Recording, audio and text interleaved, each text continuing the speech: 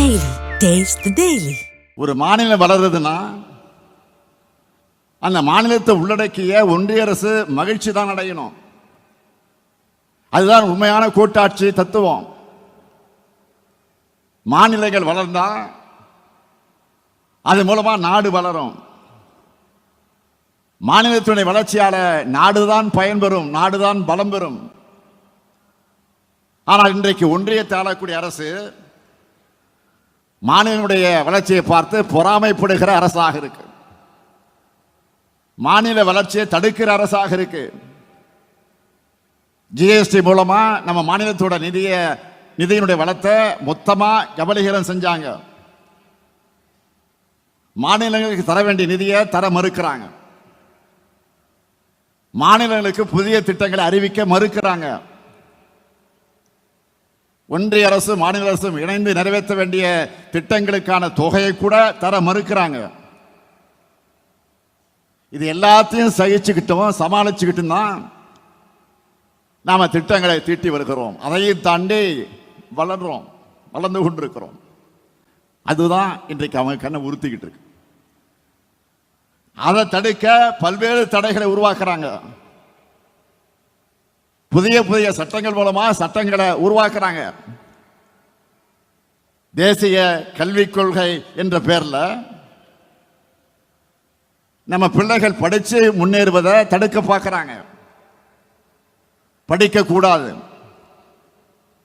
பள்ளிக்கூடங்களை மிதிக்க கூடாது, வேலைகளை அடையக்கூடாதுன்னு 100 ஆண்டுகளுக்கு முன்னால வரைக்கும் நம்ம மக்கள் ஒதுக்கப்பட்டாங்க. வகுப்பு வாரி உரிமைன்னு சொல்ற சமூக நீதியை உருவாக்கி பட்டியலின மக்களுக்கும் பழங்குடியின மக்களுக்கும் பிற்படுத்தப்பட்ட மக்களுக்கும் மிகவும் பிற்படுத்தப்பட்ட மக்களுக்கும் கல்விச்சாலையின் கதவினை திறந்து வச்சோம். இன்றைக்கு இவ்வளவு பேர் படிக்கவும் வேலைகளை பெறவும் அதுதான் அடித்தளம் அமைச்சது. அந்த சமூக நீதியை சிதைக்கத்தான் தேசிய கல்விக் கொள்கை கொண்டு வரப்படுது. இதன் மூலமா தமிழ்நாட்டினுடைய பட்டியலின பழங்குடியின பிற்படுத்தப்பட்டோர் மிகவும் பிற்படுத்தப்பட்டோர் முன்னேற்றம் தடுக்கப்படும். மீண்டும் கல்விச்சாலைக்கு வரவிடாமல் தடுக்கிறாங்க. இது போன்ற ஏராளமான தடைகளை உருவாக்கி தமிழ்நாட்டினுடைய முன்னேற்றத்தை, தமிழ்நாட்டு மக்களுடைய முன்னேற்றத்தை தடுக்க பார்க்கிறாங்க. தமிழ்நாட்டு மாணவர்களுக்காகவும் ஆசிரியருடைய சம்பளத்துக்காகவும் ஆண்டுதோறும் வழங்கப்படக்கூடிய 2152 கோடி ரூபாய் ஆக அந்த நிதியை உடனடியாக விடுவியுங்கள் என்று நேற்றைய தினம் நம்முடைய மாண்புமிகு இந்திய நாட்டினுடைய பிரதமர் நரேந்திர மோடி அவர்களுக்கு தமிழ்நாட்டினுடைய முதலமைச்சர் என்ற முறையில் நான் கடிதம் எழுதினேன். அதற்கு இன்றைக்கு ஒன்றியத்துடைய கல்வி அமைச்சராக இருக்கக்கூடிய திரு நர்மேந்திர பிரதான் அவர்கள் பதில் கடிதம் அனுப்பியிருக்கிறார். அதில் அவர் என்ன சொல்லுகிறார்? கல்வியில அரசியல் செய்ய வேண்டாம்னு அறிவுரை சொல்கிறார். நான் கேட்கிறேன், கல்வியில் அரசியல் செய்கிறது நீங்களா நாங்களா? மும்மொழி கொள்கை ஏத்துக்கிட்டாதான் கல்வித்துறைக்கு தர வேண்டிய நிதியை தருவோம்னு பிளாக்மெயில் பண்றதுக்கு பேர் என்ன? அரசியல் இல்லையா? கல்விக் கொள்கை என்ற பெயர்ல இந்தியை திணிக்கிறது அரசியல் இல்லையா? பல மொழிகள் கொண்ட இந்திய நாட்டை ஒரு மொழி நாடா மாத்துறது அரசியல் இல்லையா? பல்வேறு மொழி பேசும் இன மக்கள் வாழக்கூடிய நாட்டை ஒற்றை இன நாடா மாற்ற நினைக்கிறது அரசியல் இல்லையா? ஒரு திட்டத்துக்கான நிதியை இன்னொரு திட்டத்தை ஏத்துக்கிறதுக்கான நிபந்தனையா மாத்துறது அரசியல் இல்லையா? நீங்கள் செய்கிறது அரசியலா இல்லையா என்பதை நீங்கள் சிந்திச்சு பார்க்கணும். ஆக அரசியல் செய்வது நீங்களா நாங்களா?